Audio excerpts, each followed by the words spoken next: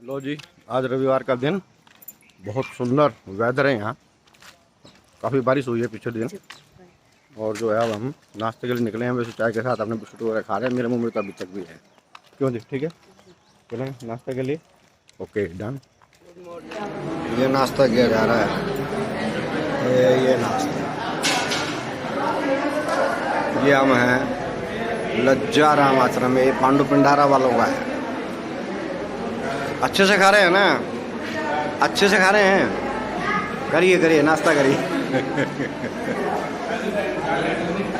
हैं जी?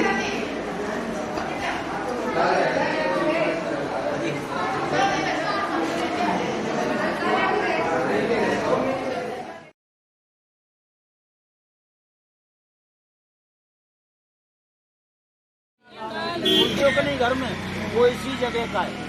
पर यहाँ का नियम और कायदा है कि जो भक्त पहले आया है उसको दर्शन पहले होता है, जो बाद में आया है वो बाद में दर्शन करेगा। आधा आधा घंटा कम से कम वेट करना पड़ता है।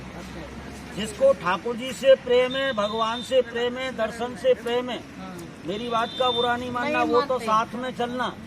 और जिसको खाली के नहीं, हम तो घूमने फिरने आए हैं, वो नहीं जाना, क्योंकि वो ना खुद तीरथ करेंगे ना दूसरे को करने देंगे, वो उठ के भागेंगे। और एक आदमी उठ जाता है तो दूसरे को नंबर दे दिया जाता है, आपका नंबर कट गया, वहाँ नंबर से दर्शन है। दूसरी बात क्या है कि यहाँ कोई बड़ी बड़ी बिल्डिंग नहीं है, लाइट के मंदिर नहीं है। ये तो भगवान का पुराने समय का घर है, 5,500 वर्ष पहले का। देखो ऐसा टूटा टांगा देख रहे हो ना, पर जिसमें भगवान ने निवास किया है। आज का दिन आपको कल नहीं मिलेगा। यहाँ आने का विशेष 2 महत्व है। पहला महत्व क्या है कि अपने हाथ से आज बिहारी जी को झुलाओगे। 1.25 मन सोना का झूला में भगवान झूल रहा है। आज के ही दिन झुलाने को मिलेगा। और आज के दिन जो झूला झुला करके जाते हैं उनके घर में कभी दरिद्रता वास नहीं करती है। ध्यान रखना, आज वो समय, वो घड़ी, वो मौका, वो तिथि है। झूला सब झुलाना, भगवान का चरण सब लोग स्पर्श करना, उसके लिए तो समय लगेगा। और खाली बिल्डिंग देखने के लिए जाओ, घूम फिर के यहाँ वापस आओ, तो उसमें आपका कोई समय नहीं लगेगा। ये ध्यान रखना, समय आपको देना पड़ेगा, तब ठाकुर जी का तीरथ होगा। तो इसलिए मेरा सबसे निवेदन है, जो तीरथ के भाव से आया है वो ही चलना, बाकी का अब लोग जो है अपना आनंद यहीं पे लेना। बोलो राधे राधे। कोई बुरी बात तो नहीं है। आपका मन है कि मैं तो झूला झुला के जाऊं, इनका नहीं है। ये उठ के भागेंगे, आपका भी तीरथ खराब होगा। इसलिए जिसको तीरथ करना है वो आगे में आ जाओ मेरे साथ। राधे राधे बोलो।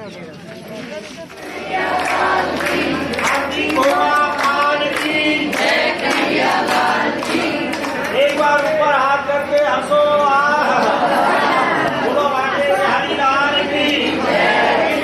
भगवान का घर नंद भवन में हो। नंद भवन में भगवान के समय का ये पेड़ है, जिसके ऊपर में 5 रंग का फूल आता है। उसका नाम बोला जाता है पारस पीपल। क्या नाम है उसका? ये स्वरूप से भगवान का पिता वास्य यमुना नदी पार करके भगवान को लाया है। दूसरा स्वरूप श्री यमुना जी का है, जो 60,000 वर्ष तक तपस्या किया है भगवान के लिए। अब हम लोग अपना नंबर लेने जा रहे हैं, सब लोग अपना साथ में रहना।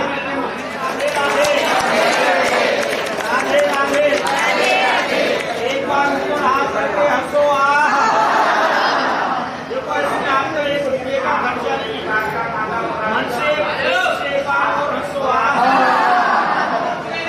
क्योंकि जो कोई आके हंसे उसका घर बसे, और यहाँ आके रोए तो अपना सबको। अब बताओ क्या करना है? दूसरी बात, योनि कितनी है? 84 लाख है कि नहीं? देखी नहीं है पर सुना तो सबने ही। तो एक बार बताओ, 84 लाख योनि में हंसने की कला किसके पास है? किसी और के पास नहीं है। फिर तो करने से करो, एक बार और हंसो ना। उस कला का प्रदर्शन अब सब तरफ से मन हटाओ। मन तो एक है ना। अब या तो हिसाब ले जाओ या कहाँ लगाओगे? सच्ची बात है ना।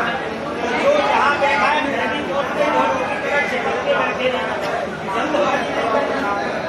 क्योंकि सीसी कैमरा लगा है, आपका कोई भी नंबर उठेगा, दूसरा आएगा, उसको नंबर मिल जाएगा। आप 50 आदमी का नंबर बन जाएगा।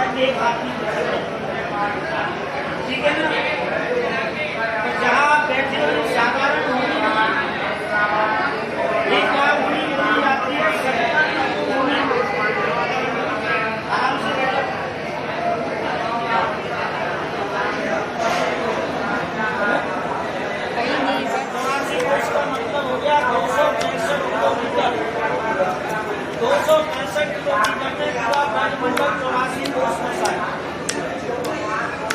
इसको द्वादश वन भी बोला जाता है। द्वादश वन का मतलब 12 वन। 12 वन में भगवान की लीलाओं का दर्शन है। कितने बने? 12 वन। तो ये ब्रज की भूमि क्या है? तो समय भूमि गोपाल की कहीं नवाओ शीश। ये ब्रज की भूमि क्या है? तो भगवान का हृदय राधा रानी का हृदय कमल बोला जाता है। आप इस भूमि पर चल रहे हो, ब्रज की भूमि में यहाँ की जो मिट्टी है, यहाँ के हर कण में 33 कोटि देवताओं का स्थान है। गोकुल सपने न विश्राम देवा सुख गोकुल। गोकुल को भगवान स्वप्न में भी भूलना नहीं चाहते। आप नहीं भूलोगे, भूल जाओगे जब आधा घंटा या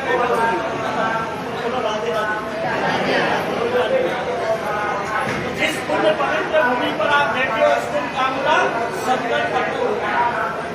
जैसे आज आप लोग दर्शन करने के लिए आए हो, 33 कोटि देवता भगवान श्री कृष्ण का दर्शन करने के लिए पूरे 84 कोस में दूसरी जगह नहीं केवल गोकुल में आए।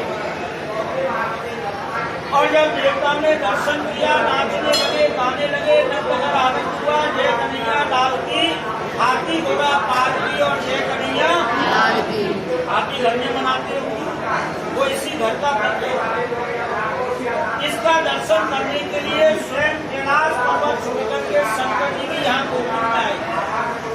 सदाशिव आया गोकुल में और भगवान का जन्म यहाँ नहीं हुआ है। प्रकट भये हरि गोकुल। भगवान तो केवल यहाँ प्रकट हुए। यहाँ जन्म किसका हुआ है? ब्रज के राजा बलराम जी का जन्म रोहिणी माता के गर्भ से यहाँ गोकुल में हुआ। ये गोकुल नंद बाबा का घर आज से 6000 वर्ष प्राचीन है, कोई आज का नहीं। ये बिल्डिंग नया है, टूट जाता है, गवर्नमेंट इसका सुधारा कराता है, पर इसमें भगवान के समय की ये पिलर और ऊपर वाली छत द्वापर से, द्वापर का मतलब कृष्ण जन्म से। तो जब शंकर जी यहाँ दर्शन करने के लिए आए तो माँ यशोदा ने उनको यहाँ दर्शन नहीं कराया, क्योंकि अमंगलकारी देश है।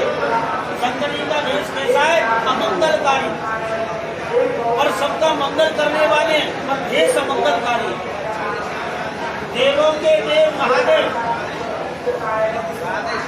भगवान शंकर का कोई अवतार नहीं है।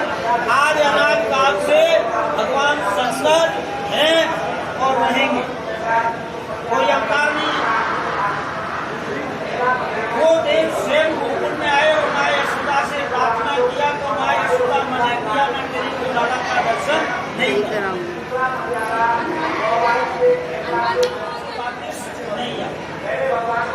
और माँ यशोदा ने क्या संकल्प किया कि मैं तेरे को दर्शन नहीं कराऊंगा।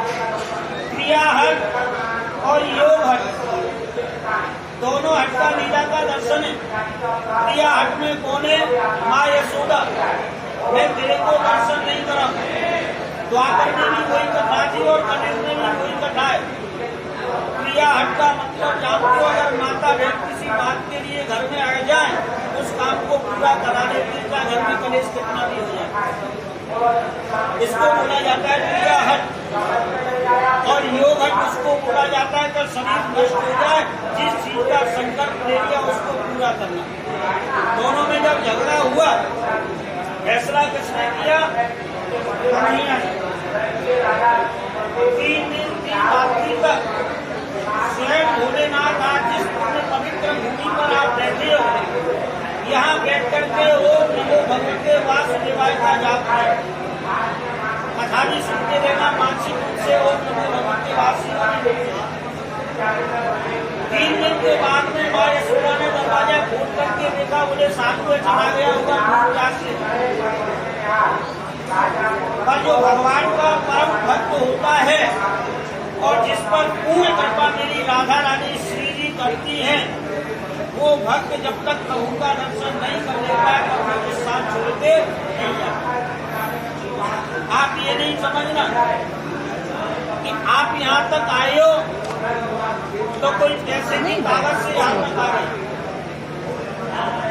हिसार में बड़े बड़े पैसे वाले हैं, रोज विचार करते हैं हम भी मथुरा वृंदावन जाएंगे, आज जाएंगे, कल जाएंगे, और दिन में कम से कम 10-5 फोन तो हमारे पास भी आ जाती है कि हमारा प्रोग्राम हो गया आ रहे हैं, और अगले दिन फोन आता है घटनी जी घर में ये समस्या ही अगली बार आएगी।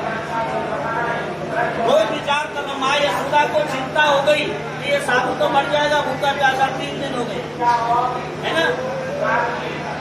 और वो माँ की चिंता नहीं थी, वो चिंता थी कृष्ण की। तो कृष्ण की चिंता ये थी कि भोलेनाथ का तीसरा नेत्र खुल गया, महाप्रलय हो जाएगी, कोई लीला यहाँ ब्रज में नहीं होगी, ये ब्रज डूब जाएगा, ये चिंता कृष्ण की थी। तो कृष्ण ने किसका आह्वान किया? योग माया का। योग माया कौन है? भगवान की बहन भी है और यशोदा की पुत्री भी है। योग माया का स्पर्श होने के बाद माँ की बुद्धि में ये बात आई कि ये साधु मर जाए, तो भोजन बनाया, एक थाली में भोजन और एक थाली में हीरा मोती जवाहरात, कैसे भी तो मानेगा। इच्छा निकली न रानी, थाल सजाया है और मेरे योगी दीक्षा ने मेरा सुल्ताबाद जगाया है। भोलेनाथ को बड़ा क्रोध आया, बोले 3 दिन हो गए दर्शन के लिए, खाने पीने की बात कर रहे हैं, फिर भी क्रोध को बाहर नहीं आने दिया।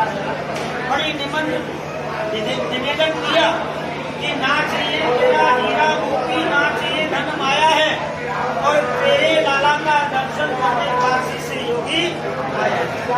भैया मैं यहाँ देने के लिए नहीं आया, मैं तो केवल तेरे लाला का दर्शन करने के लिए आया। जी दोनों में झगड़ा हुआ, बोला बाबा तेरे को बताया ना दर्शन नहीं कराऊंगी। बाबा बोले मैं तो बिना दर्शन के लिए जाऊंगा ही नहीं।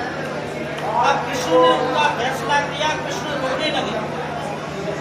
जब कृष्ण रोने लगे तो माँ यशोदा दौड़ करके भगवान को माखन मिश्री खिलाया, नहीं खाया, दूध पिलाया, नहीं पिया।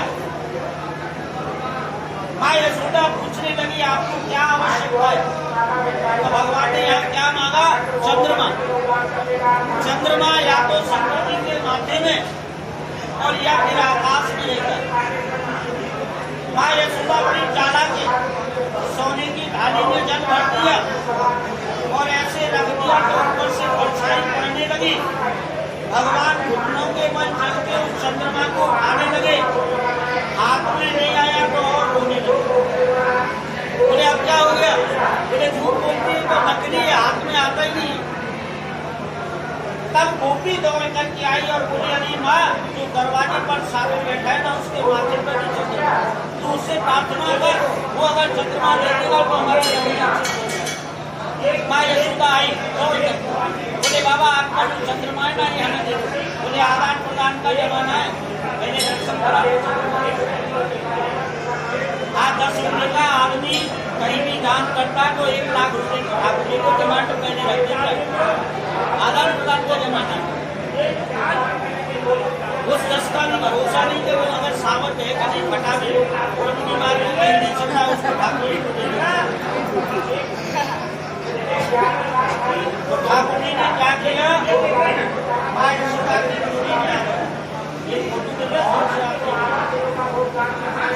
गोदी में लेकर के जब कृष्ण को बाहर आई तो भोलेनाथ ने दर्शन किया और नेत्रों से आंसू बहने लगे। भोलेनाथ रोने लगे और भोलेनाथ को देखकर के स्वयं सदा से भोलेनाथ को देखकर के कृष्ण रोने। आज भोलेनाथ ने बड़ा सुंदर विचार से कृष्ण किया कि गोविंद तेरे दर्शन को, हे गोविंद तेरे दर्शन को बड़ा कष्ट उठाना पड़ता है, कभी गाड़ी पे, कभी रिक्शा से तो कभी पैदल भी आना। हे गोविंद कभी किसी को इतना अपने दर्शन के लिए कष्ट मत दे। मैं तो 3 दिन 3 रात्रि तेरे दरवाजे पर बैठ करके भरोसा किया, इंतजार किया, पर कभी का कोई भक्त 3 दिन और 3 एक आदमी यहाँ नहीं बैठ पाएगा। भगवान ने वचन दिया भोलेनाथ को कि जो कलिकाल का भक्त, कलयुग का भक्त 20 मिनट मेरी भूमि पर बैठेगा, ज्यादा समय नहीं मांगा ठाकुर जी ने ना दिया, कितना समय दिया 20 मिनट, जो भी यहाँ बैठेगा उसको शंकर जैसी तपस्या का फल प्रदान करूंगा। बोलो शंकर भगवान की जय।